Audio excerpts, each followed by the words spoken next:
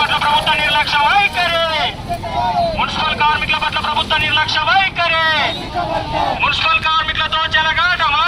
జిందాబాద్ CITU, జిందాబాద్ CITU. Collector గారు రావాలి రావాలి.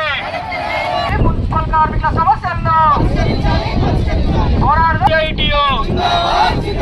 మున్సిపల్ కార్మికుల సమస్యల పట్ల ప్రభుత్వ నిర్లక్ష్య వైఖరి, మున్సిపల్ కార్మికులకు కనీస వేతనం 26,000 రూపాయలు,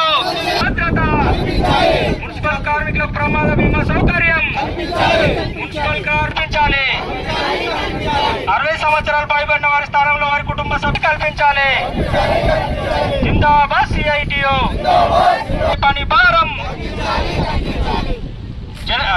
జిందాబాద్ సిఐటియు, జిందాబాద్ సిఐటియు. మున్సిపల్ కార్మికుల ఐక్యత. ప్రధానంగా చనిపోయిన వారి స్థానంలో వారి కార్మికుల సేవలకు అవకాశం ఇవ్వాలని కమిషన్ మాకు ఇవ్వడం లేదు. Telangana municipal workers and employees union రాష్ట్ర కమిటీ పిలుపు మేరకు అన్ని జిల్లా కలెక్టరేట్ కార్యాలయాల ముందు ధర్నాలో భాగంగా ఈరోజు రాజన్న సిరిసిల్ల జిల్లా మున్సిపల్ యూనియన్ కమిటీ పక్షాన రాజన్న సిరిసిల్ల జిల్లా కలెక్టరేట్ కార్యాలయం ముందు సిరిసిల్ల వేములవాడ మున్సిపల్ కార్మికులు, 2 మున్సిపాలిటీలో ఉన్నటువంటి కార్మికులు ధర్నా చేయడం జరుగుతుంది. మరి ముఖ్యంగా మున్సిపల్ కార్మికులకు గత 3-4 సంవత్సరాల నుంచి అనేక సందర్భంలో పోరాటాలు చేసినా కానీ కూడా మరి కనీస వేతనాలు పెంచుతామని ప్రభుత్వం, మరి కాంగ్రెస్ ప్రభుత్వం అధికారంలోకి రాకముందు మరి అధికారంలోకి వస్తే మున్సిపల్ కార్మికులందరినీ పర్మనెంట్ చేస్తామని, కార్మికులందరి కనీస వేతనం 26,000 రూపాయలు ఇస్తామని వాగ్దానం చేసి గద్దెనెక్కిన తర్వాత మరి కార్మికుల సమస్యలు కనీసం పట్టించుకోవడం కూడా లేదు. ఎన్నోసార్లు మేము ధర్నాలు చేసినా కానీ కూడా మరి ముఖ్యమంత్రి రేవంత్ రెడ్డి గారు మాపై కనీసం గిట్లా కన్నెత్తి కూడా చూడడం లేదు. మరి దానికి నిరసనగా ఈరోజు ధర్నా చేయడం జరుగుతుంది.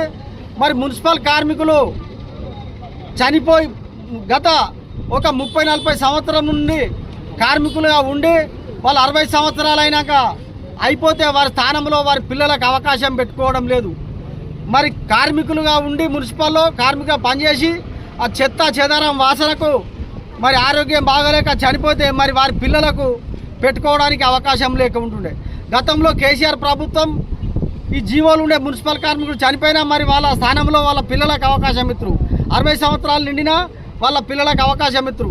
మరి ఇప్పుడు రేవంత్ రెడ్డి ప్రభుత్వం వచ్చినాక ఆయనతో ఉన్న జీవోను తీసేసింది, వారిని పెట్టుకోవడం లేదు. మరి వెంటనే ప్రభుత్వం మేల్కొని ఈ జీవోలన్నీ అమలు చేసి మాకు అజ్జేయాలి. లేని పక్షంలో మరోమారు పెద్ద ఎత్తున ధర్నా చేస్తామని సందర్భంగా డిమాండ్ చేస్తున్నాం. పట్టణాలను పరిశుభ్రంగా ఉంచడం కోసం మరి ఎండనక వాననక చలనక అహర్నిశలు కష్టపడి పనిచేస్తూ సేవలు అందిస్తున్నటువంటి మున్సిపల్ కార్మికులకు ప్రభుత్వం ఇచ్చినటువంటి హామీలను అమలు చేయాలని రాష్ట్ర కమిటీ పిలుపులో భాగంగా ఈరోజు మన రాజన్న సిరిసిల్ల జిల్లాలోని సిరిసిల్ల వేములవాడ మున్సిపాలిటీలో పనిచేస్తున్నటువంటి కార్మికులందరం కూడా జిల్లా కలెక్టరేట్ కార్యాలయం ముందు పెద్ద ఎత్తున ధర్నా నిర్వహించి సమస్యలపై కలెక్టర్ గారికి మెమోరాండం ఇవ్వడం జరుగుతూ ఉంది. మరి ప్రధానంగా మున్సిపల్ కార్మికులకు సంబంధించి ప్రభుత్వం మేము అధికారంలోకి వస్తే కనీస వేతనం 26,000 రూపాయలు అందిస్తామని చెప్పి, అదేవిధంగా మన ఉద్యోగ భద్రత కల్పిస్తామని, ప్రమాద బీమా ఇన్సూరెన్స్ సౌకర్యాలు కల్పిస్తానని అనేక వాగ్దానాలు చేసినటువంటి పరిస్థితి ఉంది. మరి అధికారంలోకి వచ్చి 2.5 సంవత్సరాలు అవుతూ ఉంది. మరి మున్సిపల్ శాఖకు స్వయంగా ముఖ్యమంత్రి రేవంత్ రెడ్డి గారే మరి బాధ్యతలు చూస్తున్నప్పటికీ కూడా ఇచ్చినటువంటి ఒక్క హామీని కూడా అమలు కానటువంటి పరిస్థితి ఉంది. మరి ప్రధానంగా చూసుకున్నట్లయితే ఇక్కడ స్థానికంగా సిరిసిల్ల వేములవాడ 2 మున్సిపాలిటీలు కూడా దినదినాభివృద్ధి చెందుతుంది. ఇక్కడ విస్తరించుతున్నటువంటి పరిస్థితి ఉంది. సిరిసిల్ల వేములవాడ మరి దక్షిణ భారతదేశ కాశీగా పెద్ద పుణ్యక్షేత్రంగా ఉన్నది. రోజువారీగా వేల మంది లక్షల మంది ప్రజలు అక్కడికి వస్తూ ఉంటారు. మరి రోజువారీ చెత్త చెదారం మురికిలో మరి పనిచేస్తూ వాళ్ళ ఆరోగ్యాన్ని సైతం పరంగా పెట్టి పనిచేస్తున్నప్పటికీ కూడా స్థానికంగా ఉన్నటువంటి సమస్యలను కూడా ఇక్కడ అధికారులు పరిష్కరించలేదు. ఒకవైపు ఏమో రాష్ట్ర ప్రభుత్వం ఇచ్చినటువంటి హామీలను అమలు చేయడం లేదు.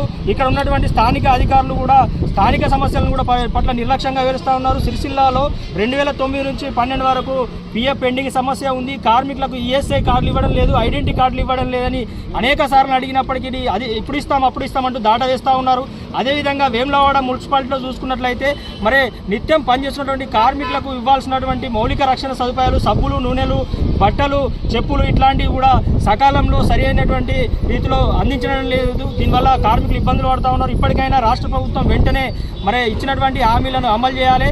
స్థానికంగా ఉన్నటువంటి కలెక్టర్ గారు వెంటనే మున్సిపల్ కమిషనర్ గారితో మాట్లాడి ఇక్కడ స్థానికంగా కార్మికులు ఎదుర్కొంటున్న సమస్యల మీద కూడా వెంటనే పరిష్కారం చేసే దిశగా చర్యలు తీసుకోవాలి. లేకుంటే రానున్న రోజుల్లో మరి కార్మికులందరం కూడా నిరోధక సమ్మెకు వెళ్ళైనా మా సమస్యలు పరిష్కారం అయ్యే వరకు, డిమాండ్లు నెరవేరే వరకు పోరాటం కొనసాగిస్తామని చెప్పి తెలియజేస్తా ఉన్నాం.